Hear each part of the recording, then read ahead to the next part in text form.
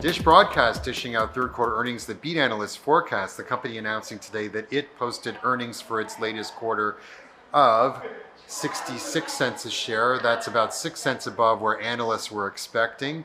And on the revenue front, it brought in 3.17 billion, which was just shy of the 3.2 billion, but still pretty close. Now, Dish has been certainly on the radar of anybody who's been watching the merger between Sprint and T-Mobile. The reason being that part of that deal was that Dish would get to purchase some assets and basically become a fourth wireless carrier in the US.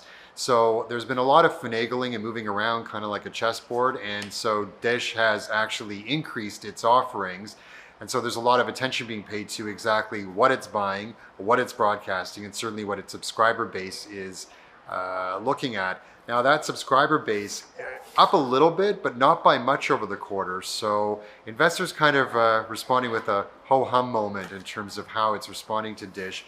Also, you know, there's still a bit of uncertainty because while the FCC approved the $26.5 billion deal back in September and paving the way for Dish to beef up its offerings, there's still a multi-state lawsuit going on that's actually going to go to trial next month because New York State and a few others are basically saying that it's still unfair, that because of the merger between T-Mobile and Sprint, the consumer is the one that's going to suffer because the pricing of what the offerings are is going to be somewhat fixed. So still some uncertainty, and overall some uncertainty even among where content is going in general. So investors seem to be staying away from Dish stock today.